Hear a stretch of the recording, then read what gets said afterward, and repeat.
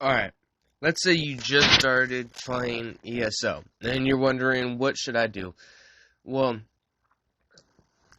there's, in the help menu, there's a great description of tutorials and player basics and stuff like this. So if you're ever wondering, well, there's a lot in this game, and I'm starting to get too much information, and I'm starting to get sensory overload. Well, if there's something that you specifically really want to figure out, like maybe like combat text, right here, you could figure out what numbers you're seeing and why you're seeing them. Block damage, crit damage, you got absorb damage, you got crowd control stuns. Tells you everything that you're going to see and how hard your numbers are hitting for while you're buffed up. Mine are weak as hell right now because I'm wearing, some blue gear and some level 4 gear. But that doesn't matter anyways. You got character progression, leveling up, resources, skill lines, beyond level 50, equipment bonuses, and vampire. These things will give you a brief description of these things. Champion point system, this is good for when you hit after level 50 and you start wondering, what is enlightenment, what is this, what is that. You got the events. In this event tab, it tells you how to get these injects, and the inject is an in-game mount that you can obtain. Combat text. Now, this is stuff that is really important because it talks about your abilities, elemental status effects, disabling effects, removing negative effects like poisons and fires with things like purge and other things. Basic attacks. You got light and heavy attacks. Heavy attacks gain you more stamina and magicka back. Blocking. Blocking costs stamina, but mitigates a large amount of damage. And can be done on anything. You don't need a sword and a shield to block. You can break free if you get stunned. But you gotta have stamina. Same with roll dodging. You can roll dodge, but you gotta have stamina. Identifying foes. You got your the yellow foes and the red foes. Yellow foes are people who are cool with you until you hit them, so don't hit them. And then you got the red people who are just always gonna be down to hit you. Interrupts are one of the most important mechanics in the game because it can maximize your more damage. You got monster difficulty. If you wonder why you're getting packed up by a boss or world boss at a young level and you don't know why you're running into it, well, maybe you shouldn't be running into a world boss. And if you've seen the monster difficulty tab, then at least you would know what kind of monsters are going to hit you hella hard. You see what I'm saying?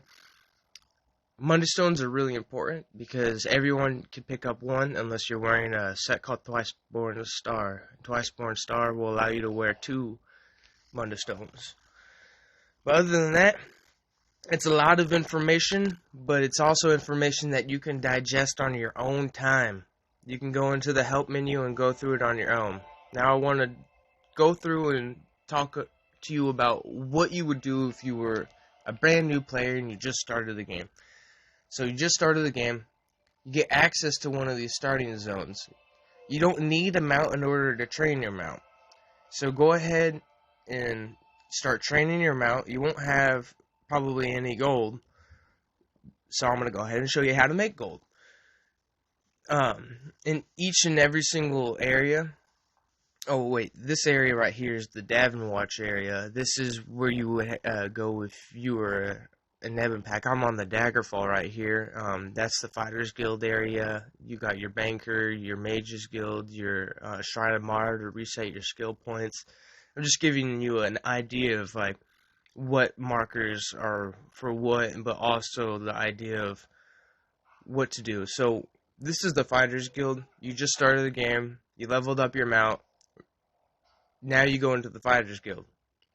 And you go ahead and talk to this guy. And he'll go ahead and give you access to the skill line called the Fighters Guild skill line, which earns experience different from every other skill line. Every other skill line or most of all skill lines. You put a skill on your bar and it levels up the skill line. But however, Fighter's Guild levels up by go ahead and killing Daedra and stuff like that. When you kill Daedra and Undead, you gain Fighter's Guild experience. So it takes a decent amount of Undead and Daedra to get that. So Rapid Maneuvers is a skill line, or a skill that is gained from a skill line called Assault and Support. And right there is a public dungeon. I'm going to show you some more of them. That's Obsidian Scar. That's another public dungeon. You got Stormhaven, and you start to see these markers that I'm showing you. All of those little cave markers, those like dark cave markers. What those do is they're called public dungeons, and they're great places to earn experience points. At the very end of these dungeons, there's always a particular boss. They have multiple bosses, so don't go in there and think, oh, I killed the boss, I didn't get a skill point. This guy doesn't know what he's talking about. They have multiple bosses, but only one of the bosses will drop a skill point for you. Once you kill that boss, you will immediately gain access to a skill point. That's why I have 10 extra skill points on this character. Another thing you could do to help you out is you can like post in the chat and ask somebody like, hey, could somebody make me some training gear? It doesn't need to be impressive. You see, I have white level 4 training gear, and I'm level 30 on this gear. Almost level 30. I'm like level 27, whatever, right? But I'm still using white training gear. Why? Because I can. I don't need something else right now. I'm still just doing a lot. And there's a list of things that I need to do. If you go over to Somerset, start the regular zone quest. You'll start a zone quest called the Queen's Decree. After starting the Queen's Decree, you'll gain access to Artaeum sometime a little bit after completing some of like the basic of the quest. But once you gain access to Artaeum, that's important because now you can start the Psijic skill line quest. It's not the Queen's Decree quest. So if you continue on the Queen's Decree quest, you will not obtain the Psijic skill line. So you'll notice once you get into Artaeum, you'll have access to be able to talk to somebody else inside the actual like Psijic zone, because there's like a portal that you can go into once you get access to that area, and then you talk to Lore Master, whatever, right? And then he starts sending you off on a quest to close these portals around Somerset, and once you start doing that, it takes a really long time. So the idea behind what I'm talking to you about is you go to each zone. Alright, so first I want to describe this though. Right here, you got multiple different ways that you can level up. You want 3 class skills on your bar at all times. So every class has 3 class skill lines. You put 1 ability of each of those skill lines on your bar in order to gain experience for it. I'm not using the dual wielding or the sword and the shield right now, but I might want to in the future. So what I'm doing is while I'm leveling up my restoration staff by holding it and using it, I have a dual wielding skill equipped while having a sword and shield skill equipped. They will gain experience passively from just being on my bar. That's extremely important because later on down the line, I can switch my build up, I can change up what I want to do, and I don't have to come back to doing a bunch of grinding after completing my character. So,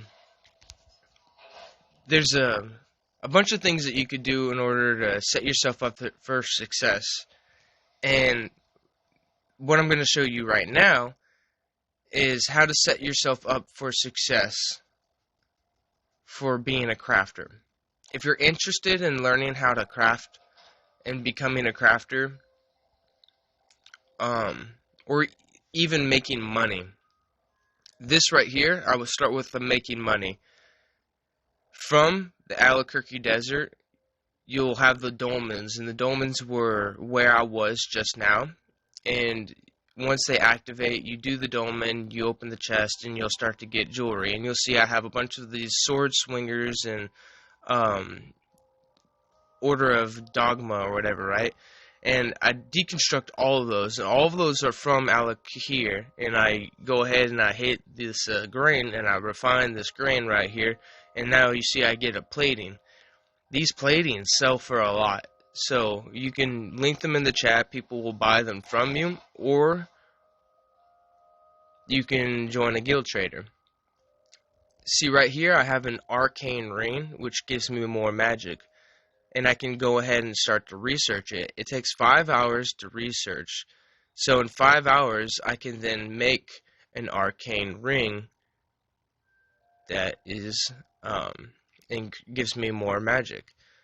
The idea behind that is if you have, there's crafted sets in the game that take multiple different traits in order to create them. So, for example, New Moon Acolyte is one of the best sets in the game, and it takes 9 traits in order to craft it. So that means I have to have all 9 of those traits researched and unlocked before I could create any New Moon jewelry. See right here, you'll notice that it says inert poison, and inert poison means these it basically won't work. So what you do is in alchemy, you have to pair up 2 ingredients that work with each other. It's like chemistry. Flesh larva and these mushrooms, they apparently work with each other. So I can now craft a poison out of that. And poisons are the best things to use in order to level up your proficiency. But also the main thing that you do for it is to get the medicinal use passive. The medicinal use passive allows you to get a longer duration out of your potions, which means that you can basically have 100% uptime on your potion buff, which is extremely powerful. Glyphs are pretty similar. You just mass create them. You see, these are the ones I'm not able to craft because I don't have the proficiency for them, so I can only craft like the grade 1. So once I craft a grade 1, it goes ahead and I get some experience, and after I gain maybe like 10 levels in enchanting, I can invest another point on it. But this is just an idea. I already have a character that can do it. I'm not going to go ahead and waste some materials just to have it on this character.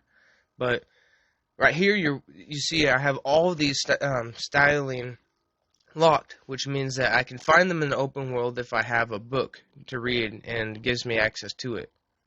But if you notice right here, I'm a Nord, which is my race that I chose. And the Nord means that I have access to being actually able to craft Nordic gear. So let's say if you're really into Argonians or something like that, and you wanted to have a crafter, if you wanted Argonian style as like your base style to be able to craft, then pick Argonians. But the Argonian book is pretty easy to get. Anyways, you got a medium chest right here that I've started to research, and it takes like 5 hours to research. And the idea behind it is the more you research, the longer it's going to take in order to finish researching that specific trait. So it might take 5 hours now, but 4 pieces down the line, it might take 15 days. You see? So that could be brutal if you want to. If you're impatient and you want to get through this process and you really just wanted to be a crafter, it's going to cost a lot of money, a lot of resources, and I would not suggest it if you are a pay-to-win player to just pay to get to that place. I would say be patient, allow it to happen over time. It might be brutal, but there's other people in the game that are willing to help you. There's no doubt about it. And so now I'm going to go back to, okay, well, I'm a brand new player and I don't know how to actually get to the ALCHEMY Desert. So how in the heck would I get to the ALCHEMY Desert in order to make these platings, in order to make more money and do all this? Well, don't worry. I'm going to go ahead and show you. So we're going to go back to square one, back to Daggerfall, back to where you would start if you picked the Daggerfall Covenant. You would be in a different location if you did AD or Ebon Pack. But the point is, if you get to Davin's Watch or something else like that, you could travel directly to Glenimbra. So you could go to Daggerfall from those areas, and this is how you get to the ALCHEMY here. You go down to this dock right down here, and you can use this Rapids speed buff. You get that from getting level 10, and once you get to level 10, you can go directly into PvP through Activity Finder and go to Battlegrounds and just join any battleground. It doesn't matter if you lose, if you're on a new character, dude, it doesn't matter. Like, you're wearing white level 4 gear, right? If I kill somebody, it's a joke to me, and it's funny. But, the idea is you want to go to Bancory.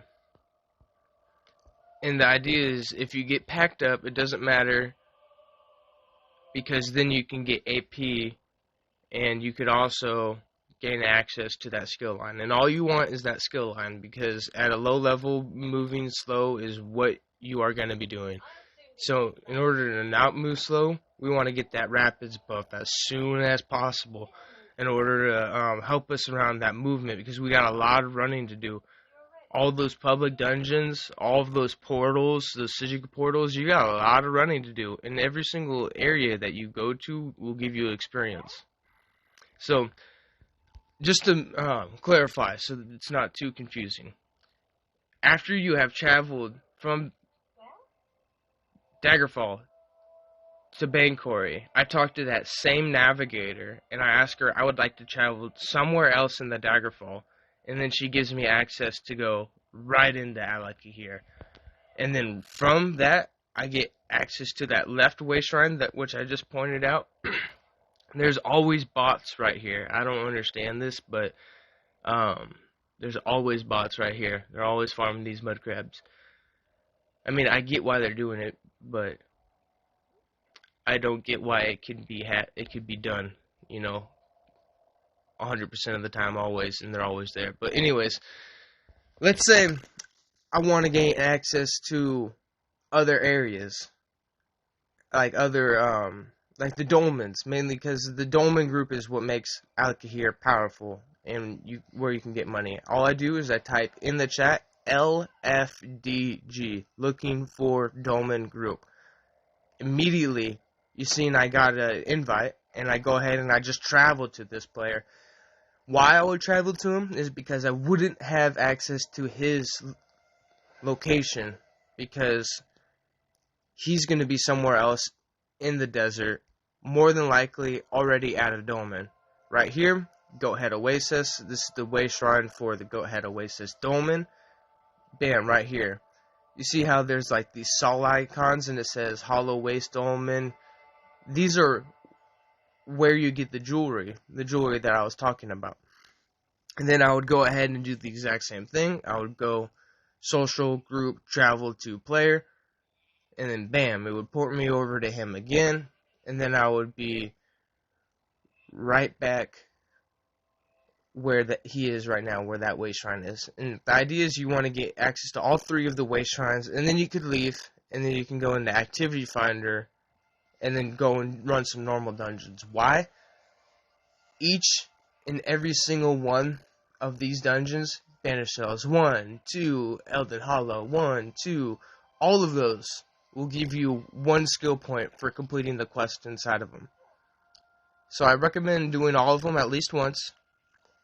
Some of them are a little bit more difficult. The ones that require level 45 are the ones that are typically DLC based, and it requires some mechanics and understanding. But that's it. I hope this helped you.